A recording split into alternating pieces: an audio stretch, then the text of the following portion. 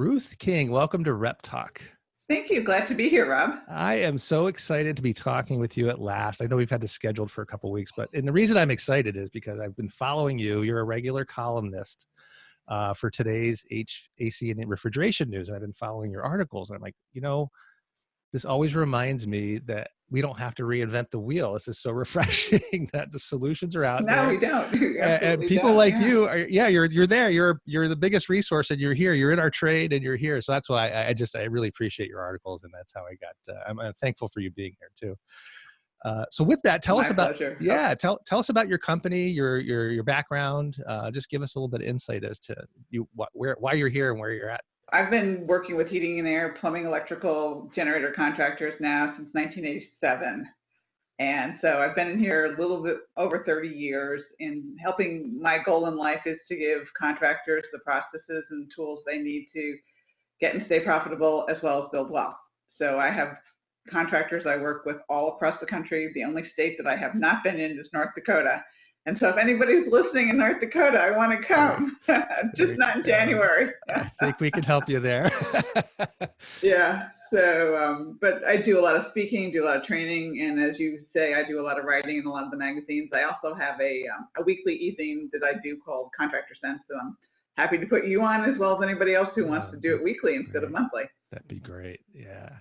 Great. So I'm always curious, did you pick this trade or did the trade pick you? I'm always fascinated about how people come into, because there's all kinds of answers. I'm just curious about you, how you came to HVAC. By accident. Yeah. I had a friend in grad school who worked for Service America. And at that point we had a company that went out of business, and I was looking around for something to do. And she said, come join us. And basically that's what happened. That's how I found this industry, and I love it. I absolutely love it. It's a great industry to be in. We do some phenomenal things for businesses and phenomenal things for homeowners, and what more than keep people comfortable in their homes and their offices. Now they just have to learn how to make money at it, which is key. Exactly, right? Because we know all the best technicians and craftsmen and tradesmen out there don't necessarily make the best business people, which we can help. You can help them there. I can help them there, definitely.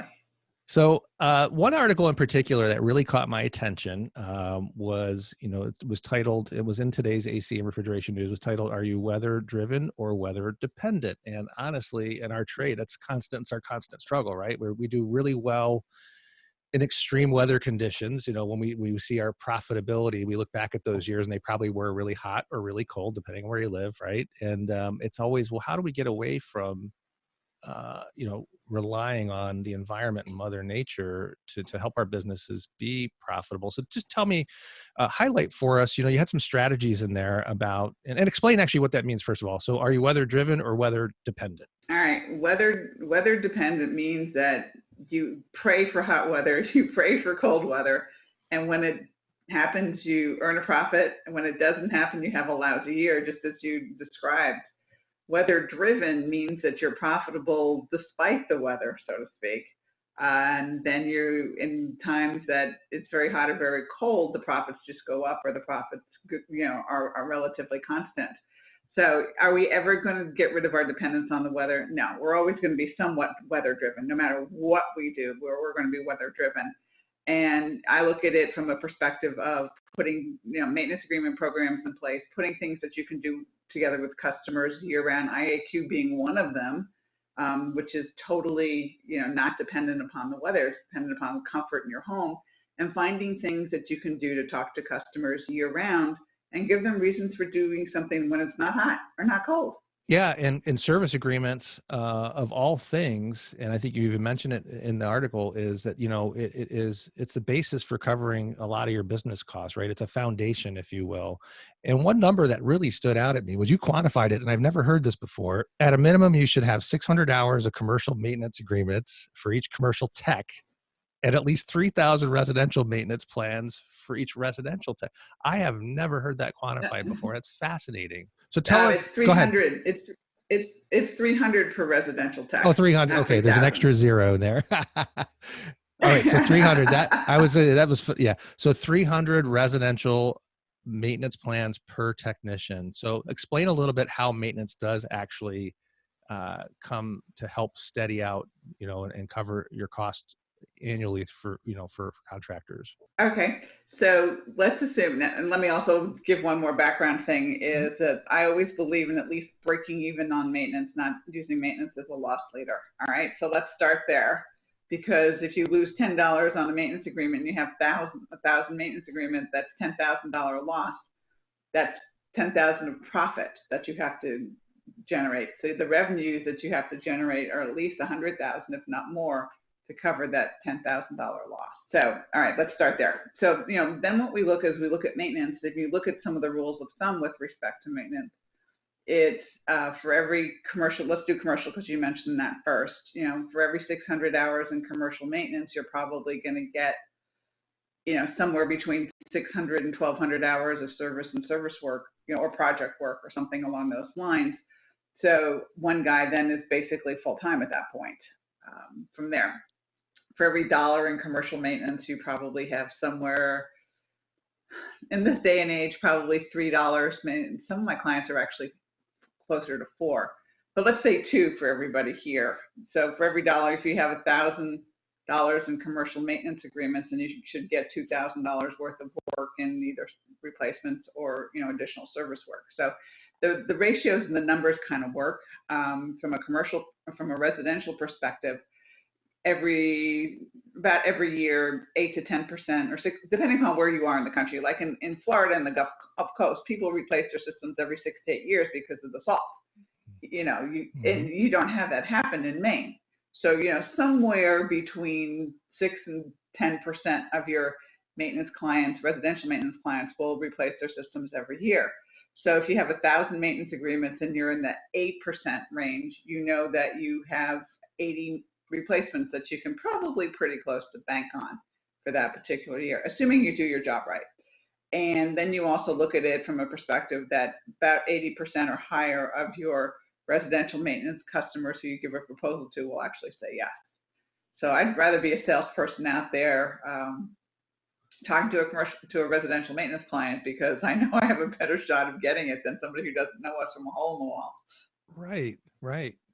And it's something really important too, is it's all about customer touches, right? So even if you're there twice a year, spring and fall, it's an extra touch with that homeowner, and you're building that rapport and you're not a one and done kind of guy. You're building that long lasting customer base that will hopefully continually come back to you. So going forward, it actually pays forward too, from a relationship standpoint, right? Yeah, and the thing that most contractors don't do, which is kind of dumb, is just talk to them when they want something.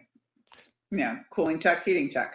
Talk to them. It doesn't cost a whole lot. Send emails and some things that will make them more comfortable in their home or more comfortable in their business.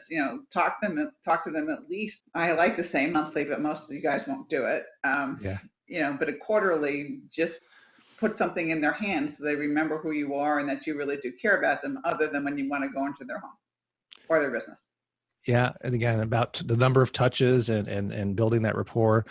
You also mentioned too, taking the income, and you said it's more of a break even strategy, or it's not meant to generate tons of revenue, but what the revenue that comes in from those service agreements, you actually mentioned that you have a strategy for that money that comes in. You want to explain that a little bit? All right. Again, we're talking residential and commercial. Yep. Commercial, you just save about 5% of the revenues in the savings account. Yep. In residential, I would put all of your maintenance agreement money in a savings account, and then if you need it as you do the work, take it out. Because if they're paying you up front, it's not your money until you actually do the work. So you have to save it from that perspective, if nothing else. And the thing that I find is, over the years, that you don't really need all of it. All right, and most companies don't. As you get more and more maintenance, you get busier and busier, and then you'll be able to save some of it. Don't touch it. I had a contractor put $1.7 million away in 7 years. So, it can be Wow. done. It can Wow. actually be done. Then the key is, don't go to the big boys toy store, or don't go to the big girls toy store when you have, $1 million in the bank. That's not there for playtime. That's there Right. for taking care of things. Absolutely. And you mentioned too, when they're out there on those calls or maintenance calls, they might have points of, the equipment might have things that need to be addressed. And even if the customer doesn't, once it's presented to the customer and you educate them why you should take this particular action or something needs addressing, they might not do it at the time, but you have something called a Tickler File. Can you explain the Tickler File? Tickler File is Mrs. Jones says, nah, I don't want to do that now. So you take that particular recommendation, and all of us are electronic these days. On the left-hand side of our dispatch boards, you have like unassigned, and you have maintenance, and you have parts on order. Put one other thing that says Tickler. So when Mrs. Jones goes, nah, I don't want to do this, you create a dispatch and you just put it over in Tickler, so that 30 days, 60 days from now, when things might get a little slow, they may or may not, but anyway, it's follow-up time, and you have built-in work for the guys to do. The other thing that happens a lot is it's the end of a season. So let's say, we're hitting summer season now, but let's assume it's August or September, and it's the end of the season and there's something wrong with their system. They're like, nah, I'll just do it next year when it gets, starting to get hot again. So you have a Tickler File, and you might have a seasonal Tickler File there. So, like heating, put all the stuff for heating, put all the stuff for cooling, and that type of thing in there. So in the regular communication, so let's say you're going out to the next maintenance, that Tickler File is there to remind you, oh yeah, the last time we were there, or going forward. You actually also take it a step further and say, to this customer base that you're developing, to communicate with them regularly, as you mentioned before, but also additional services that you have to offer, including the other accessories. And being through this pandemic now for a few months, obviously, as you mentioned again a few minutes ago, that indoor air quality has gained a lot of attention. So it's going from a conversation of, very much so. a conversation of being comfortable to being healthy, and what do these contractors have to offer by way of how can I make my house more healthier in addition to more comfortable? Healthy. I mean, and you can address this a whole lot better than I can from the IAQ perspective. However, I mean, they can do stuff just like, spraying coils, or they could do fogging. They can do, there's so many different things that they can do, both from a residential and a commercial standpoint. What would your strategy be? Because here's a constant struggle that I see with the guys out there. I actually take a step back for a second. So another question. Over the past few months, have you seen contractors that have been busier versus some that have been slower? Can you discern in any communication, or maybe some of the trainings that you had, why are they slow? Are they asking you about IAQ? Just out of curiosity, has it changed for you a little bit what people are asking for? IAQ has become a very large topic of discussion. And those contractors who were, quote unquote, shut down by their governors, even though they were, were essential services, mainly up north, now everything's starting to reopen, and they want their systems cleaned and all the other fun things like that. So you're in a situation where people are going, okay, all right, now what do we do with IAQ perspective, and looking at it from there. And it's a really good thing that you can do for your clients. If they can say yes or they can say no, but the fact is, look, you may be interested in this, you may not be interested in, but we have this product, and we'd be happy to talk to you more about it, or apply it in your home, or apply it in your business. Yeah, so it actually starts with the contractor letting it be known that they have those services to offer, first of all, right? To get that out there. Hey, we do actually, exactly. we can help you with your breathing air, by the way. Yeah, in addition to just changing your filter, there's other things we can do. So there's this constant struggle I see with technicians and guys in the field being afraid to offer extra items or quote extra items because they think it's costly and these people might not be able to afford it. What strategy would you have to a contractor? Because this is going in, I mean, IAQ products are not inexpensive, right? I mean, you could pay $1,000 for a HEPA air purifier, or $1,000, things are going to cost between, let's say 800 and 1,600 bucks. What strategy, how do you overcome that? And, in your mind, how would you help a guy would struggle offering something because he thinks it's going to cost too much?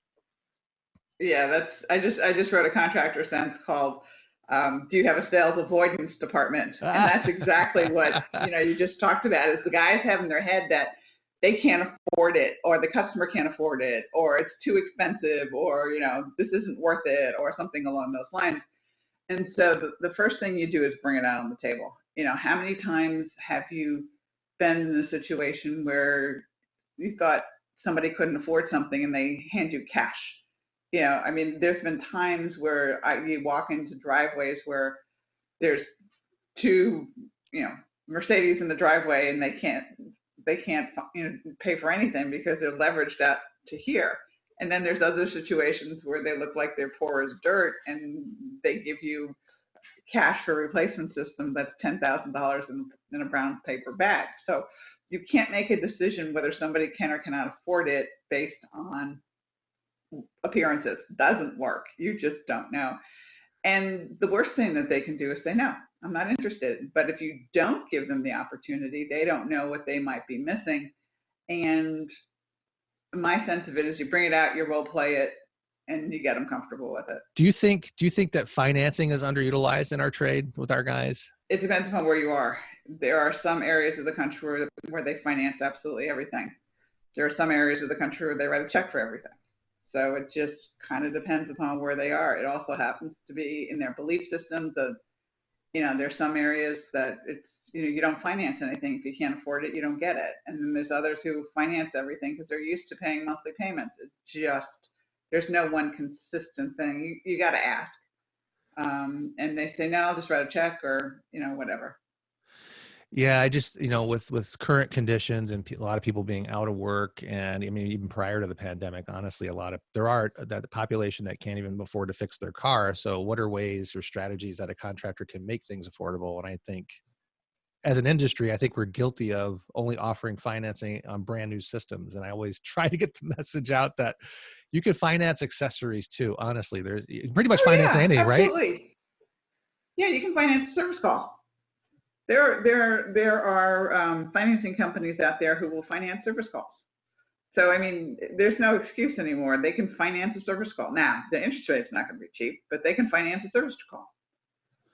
Yeah, and I think interest rates, from what we've seen anyway, the recent history, the money is a little bit less expensive now, and finance rates have come down. You just got to look what I mean, I think the average homeowner can actually finance something on their own anyway, even outside of the contractor. There's those opportunities. So, yeah, I always like to have kind of work that into the conversation. So you talked about like training classes, and honestly, everybody's been home for the past few months, or even if they've been essential workers, I know there's been time to train. Are you really busy yourself training folks more than you have been? Oh, yeah. Yeah, most of my classes are now online in addition to be in person, with the exception of the financial classes, because that I got to be with you. There's no way to look at a P&L and balance sheet online. It does not work. I got to do that in person. Yeah. Maintenance, you can do maintenance training online. You can do a lot of other, soft skills training online. But in fact, looking at a profit and loss statement, looking at the balance sheet, you just almost have to do that in person. Gotcha. Have you ever worked with any distributors in the past? Oh yeah, all the time. That's good to know. I'm always curious. A lot of my distributor classes got canceled too. Yeah, those poor folks. I mean, fortunately, a lot of them have been able to work around this and just offer, curbside pickup and that kind of thing. At least they're keeping things rolling. But yeah.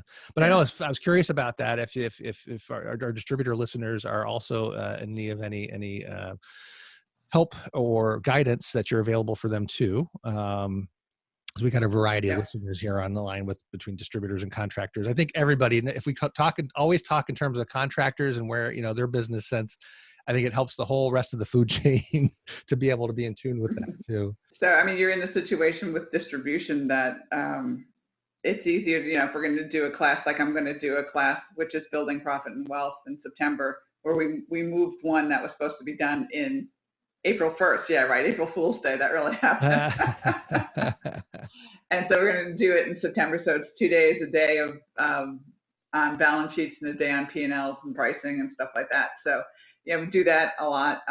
Do a lot of things with respect to the financial side. Do a lot of things with respect to the maintenance side of it too. Because as you started this conversation with weather driven or weather dependent, if I can get more contractors off of weather dependent, everybody wins. In that light, has the pandemic changed any of the strategies at all in your mind, or are we doing anything differently now as we would have been doing, 3 or 4 months ago, in your opinion? Well, hopefully everybody recognizes the need to save cash and the need to have maintenance. I think that's been, if anything, that's been made very, very, very clear about having to save cash and needing maintenance agreements, because those are the people who are staying with you, funding you, and that type of thing in weird times. this day and age now, from a marketing standpoint, what suggestions do you have for contractors? And doing anything differently now? Are you highlighting, what would you say to them now? What should they be doing now, even if they are slow, and even if it is hot or cold wherever you are? What would they be, from a marketing standpoint, what should they be doing? Reactivating inactive customers. I mean, every one of them, I would put money on, and I'm not a betting person, but I would put money on it, has, they may have 10,000 customers in their customer base on their computer, but maybe 2,000 of them have done business with them in the past 18 months. Okay. What happened to the other 8? I mean, they're still around. So go talk to them. Take the ones you haven't dealt with, haven't heard from in 18 months, let's say to 3 years or 4 years, and give them a reason to come back. I did this with one of my clients a couple of years ago, before the pandemic actually started, and they were commercial. We sent 100 postcards, okay? Not, thousands and thousands and thousands. They got one of their commercial maintenance back, and it was more than $10,000. So we spent $50, got 10,000 back. I think that's a pretty good return on investment. Wow. It certainly is. So go through your list. Basically, anyone you've ever had exposure to or been in their house, go through that list, look at your list. They're already there. Maybe somebody's not in the home anymore. There's a new customer waiting for you. Are you a fan? Are you a fan of, what kind of media are you a fan of using to promote the portfolio of services a contractor could offer? Are you a fan of anything in particular? But postcards or online or, okay, that's good to know. Yeah, it really does. I mean, I like, for reactivating inactive customers, you have to do it through direct mail, because you have to know who they are, and they're probably not going to see it on Facebook, or they're not going to see it on Instagram or something along those lines. That type of thing has to be done through direct mail or a phone call, one of the two, and contact them. And Facebook has been very, very good for some of, if you're residentially oriented. If you're commercially oriented, probably LinkedIn. There are some areas of the country, like, I'll give you an example. This is not true anymore, I don't think. But many years ago, I worked with a contractor on Hilton Head Island. And back in the day, I was in my 30s back then, okay? So I can say this now.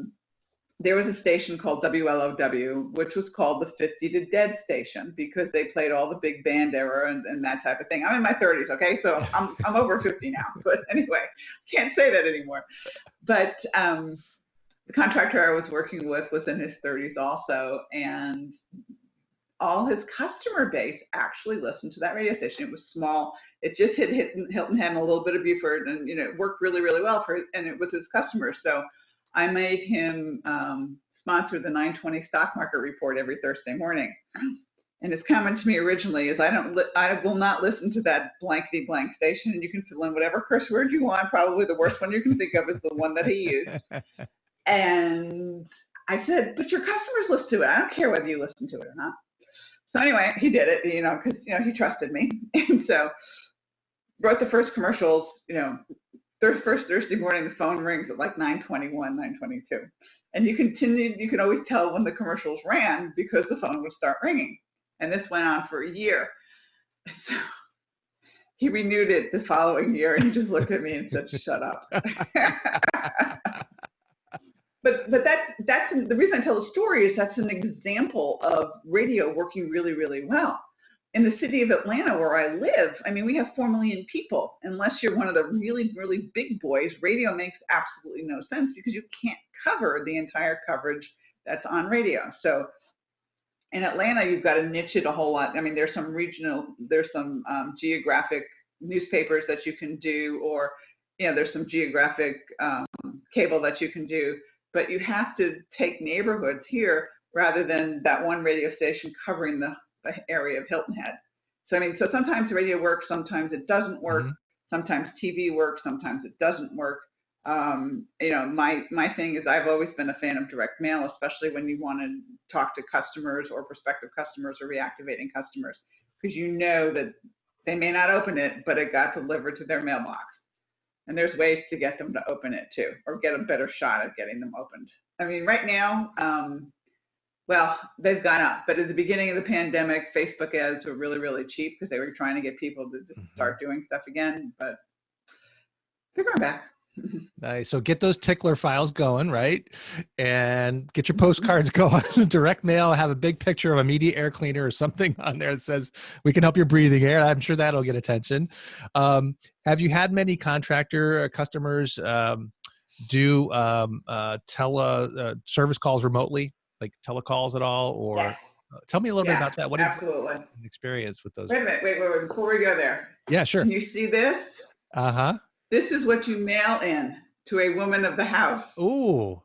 It looks like a gift card, It birthday looks like card, it came whatever. from, You will yeah. open it if you hand address it and put a stamp on it. So That's a that's great getting it open. idea. I love that. That's All right. great idea. So Excellent. now let's talk about the remote calls. XOI technology has done a really phenomenal job, both from a perspective of selling things as well as helping customers with, okay, do we really need to be here? And the customer can go out and that type of thing. So, for some customers, they could care less. They just wanted it done. Others were more reticent about getting somebody in their home unless they absolutely needed it. And the technologies like the XOI, and you can even do some, what do you call the thing? Not Zoom, but where you have on your FaceTime on your phone. FaceTime. Yep. Yeah. I had a good friend of mine here locally in upstate New York say he was getting a quote for his system, and a couple of the guys, the salesman from those companies, actually gave him a quote over the phone. I mean, I think he gave him certain information like his unit size and all that. The only thing that's lacking is, a thorough look at the system that you normally would want, but it all depends on the homeowner too, if they want to let you in or not. But most of the guys Yeah. are following the CDC protocol, I would say anyway, but Yeah. it's comfort level for everybody, Yeah. for sure. I had one of my contractors I work with, and he had a pregnant woman who did not, for obvious reasons, didn't want anybody in her home. I mean, I don't blame her. I really and truly don't. And so what he ended up doing it, either through, I think it was XOI or whatever, and he sold the system that way. And they minimized the amount of time that they were in their home. Obviously, it's a situation where they can do most of it outside anyway. But she was very concerned. She didn't want anybody in her home unless she absolutely had them in her home. She needed a new system. It wasn't a thing that she didn't. And it worked out really, really well. The trust was there, and they sold it. So there's ways, right? And I think it's a new world for everyone, and I think we're all working our way through. But it seems like most of them have figured it out, or hopefully they have. It pains me to hear that guys are slow no matter what, and given this situation now, I've heard of, and it's still there's the big point here is there's help for you guys. Listen, Ruth here is one of many resources. She's a great one. Talk about reinventing the wheel. Her wheel is really round, and it seems to be working very well, right? You're a runner. I think you're a runner, and I think it's all. Yep. I think it's all about, if you're a runner, you talk about running efficiency, right? For the long haul, here's your running efficiency plan. So just, Ruth, what is the best way that folks that are interested in getting help from you, what's the best way for them to get a hold of you? I will give you two. You can call the office, which is 770-729-0258, or you can send me an email to Ruth King at HVACchannel.tv. Either or, you get to me quickly. Or just, you can go to HVACchannel.tv, and there's contact there, pages there too. There's wonderful information on your webpage there too. And I was watching some of the videos. So you also have a podcast you mentioned. Tell us a little bit about that. What's its name, and let us know what you're into, what you've been talking about. Contractor Sense is the name of my podcast. CENTS, not SENSE. It's Contractor Sense. Given my thing about profitability, that's really where it is. And it's about 20 minutes. So there's a new podcast every Tuesday morning, and I meant it so that you can get one idea and get the idea of driving from one customer to another, because most aren't any more than 20-minute drives in between customers. I interview a lot of people, and Rob, I hope that I can entice you to come on mine and talk about IAQ from that perspective. And we talk a lot about issues. We talk about sales, the sales avoidance thing that we just talked about. I'm going to have somebody doing SEO on Tuesday. So, there's just a lot of different things that we cover, all with the bottom line of making you more profitable. Wonderful. So Contractor Sense, CENTS. And you can get it on iTunes or Stitcher or Podbeam or, whatever they are. It's all over the place. That's terrific. So normally too, you're traveling quite a bit, right? So you don't have any geographic restrictions, do you? So if somebody needed help and eventually as we start opening up, you'll be able to get back on the road and go do training in person. Is that right? Yeah, as I put in my email to my contractors last week, I said most of the U.S. is open with the exception of most of the Northeast and That's Hawaii. us. Yeah. We're getting there. We're slow, but we're getting there. That's so funny. Yeah. And I did read somewhere, do you have actually a training room of sorts too? So can people come to you for training? Tell me a little bit about your training room and what you offer there. My training room is in my office. We can put a maximum of 16 people in so small classes, which is the way if we're going to do something that's financial, Mm-hmm. I can't have 40 people in a class because you just lose it with 40 people in the Sure. class. So a lot of the training I do is either dispatcher training or service manager training, or a lot of the building profit and wealth type training, pricing, that type of thing. So, come to Atlanta. It's comfortable. You can get Yeah. here. You could tie it into a trip with whatever else you want, ASHRAE or whatever's coming into town. You get a lot of meetings in town, I know. Or just go to Hardy's going to be Atlanta. here in December, I think. That's what it is. Yeah. I was thinking of Hardy. Yeah, you're right. It's Hardy I was thinking of. That's right. So, um, so you're a runner, right? You've ran some I am a marathons. runner. So how do you feel Mm-hmm. about this? Do you think there's going to be any races run the rest of this year? Are you hopeful that Yeah, probably.